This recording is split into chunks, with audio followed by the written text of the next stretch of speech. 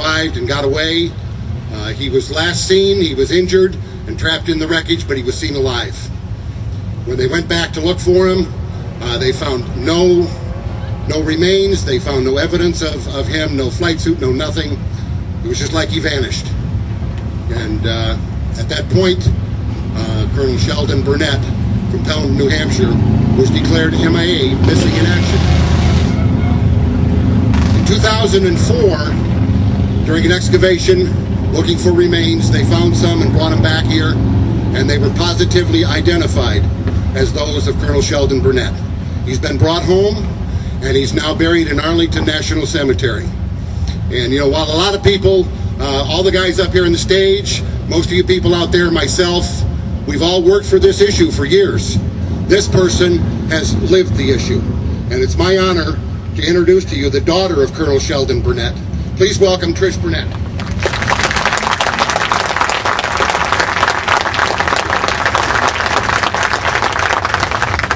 Thank you very much. She took most of my speech, so I don't know what I'm going to say now. But I just wanted to thank Rolling Thunder, the Gold, and Blue Mothers for having me here today. They asked me here tonight to talk a little bit about what it was like for my family for 34 years when my dad was gone. And so I did put a little bit together. Hopefully it won't be too lengthy. But I just wanted to say that I'm really very happy that all of you people are here today, turning out in force to further this cause. My story began on March 11th, 1971, when my mother opened the door to a chaplain with an Army officer standing beside him.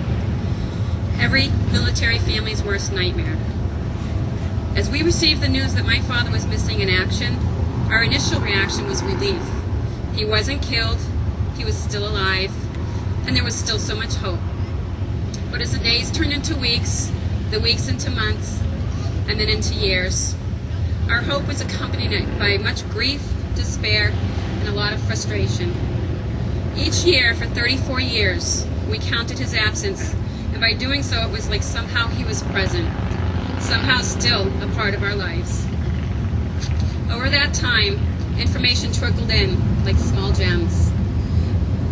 What I finally came to understand was that my father, Army Colonel Sheldon J. Burnett, was shot down in a helicopter over Laos in 1971. 5 days after my 7th birthday. There were 4 men on board. 2 of them got out of the initial crash. However, my father and the pilot were pinned in the wreckage. The 2 men managed to escape, freed the pilot from the wreckage. But since he was badly wounded, they were forced to stay near the crash site in defense against a large group of enemy troops that were moving in. For 45 minutes, there was heavy ground fire and grenade fire surrounding the downed aircraft, with my father still in it. Realizing that they were trapped, they finally had to leave and go for help. It took more than 24 hours before they were able to get to safety and give the grid coordinates of the crash site. Due to heavy fighting in the area, it was another 11 days before the crash site was reached, with no sign of my father or the pilot. Thus began the odyssey of my family over the next 34 years. So, people say, what was it like? All that time, waiting for news. I can't tell you how many times we received encouraging reports, only to have it go nowhere. To have the Army go silent for long periods and our hopes dashed again and again. For support, we reached out to the thousands of other families looking for the return of their loved ones missing in the war. We aligned ourselves with a group called the National League of Families, who, like Rolling Thunder, are actively working to ensure that our MIAs are not forgotten. They also provide support for those of us who are waiting, and precious information on everything official and unofficial relating to the search and discovery of the missing. Every year, for 25 years, my mother and I attended their annual meetings in Washington, D.C. For me, it's not as simple as just growing up without a father. It was more like having a ghost for a father. It was never being able to put aside the hope that someday that ghost would become real and come home. You might think that after 30 years, under these circumstances, that no family could realistically expect their loved one to come home. But you're wrong.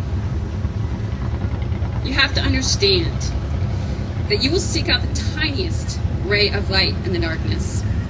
You even think that maybe somehow, somewhere, it is your hope that is keeping them alive. I clung to that hope for 34 years. Even as I watched it drive my mother into alcoholism and disease, and my brother into the military as a way of dealing with my father's invisible but constant presence. Finally, on February 2nd, 2005, I received a call from the Army Casualty Department. I learned that my father's remains had been found in a shallow grave underneath a tree, only a few feet from the crash site. 34 years after my dad was missing, he was finally coming home. Sadly enough, my mother was not alive to be there for that. On April 13th, 2005, he was buried with full military honors at Arlington National Cemetery. Though I barely knew him, I cried like a baby. I cried as I thought of the life he never really had. I cried for the children he never knew. I cried for the father I never knew. But mostly I cried because I was proud of him. His commitment, his courage, and his ultimate sacrifice. And he was home now, home for good. While my personal ordeal has seen some closure, I'm here to tell you that for thousands of others, it has not. I continue to actively support the National League of Families through my time and donations. I can't tell you what a difference they made to my family over 30 years, and the sense of hope and belonging they give to those of us waiting for our loved ones to come. The League's sole purpose is to obtain the release of all prisoners, the fullest possible accounting for the missing, and the repatriation of all recoverable remains of those who died serving our country. This work is becoming more difficult every day. Eyewitnesses are dying or have moved away. Crash sites and grave sites are becoming overgrown jungles, rice paddies, and the acidic oils destroying the remains. Families of the missing are dying with no resolution to the fate of their loved ones. It is my hope that by speaking here out like this, I can get more people involved in supporting the National League of Families, Rolling Thunder, and other organizations to help bring our missing home. We are currently a nation at war, with young men and women in harm's way. As they go into battle, our service members must know that their country will never abandon them. The men and women fighting terrorism around the globe must do so with full confidence that if they fall in battle, we will spare no effort to bring them home. Our determination to return men and women to America, dead or alive, demonstrates our commitment to those who serve, past, present, and future.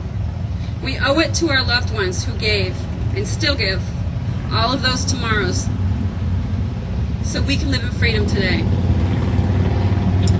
Thank you for listening to me. I'm so pleased to see so many people here tonight. I mean, it just speaks volumes. I have a short poem that I'd like to read before I close regarding the fate of those still unknown and for those who paid the ultimate price for freedom. It's entitled One Name.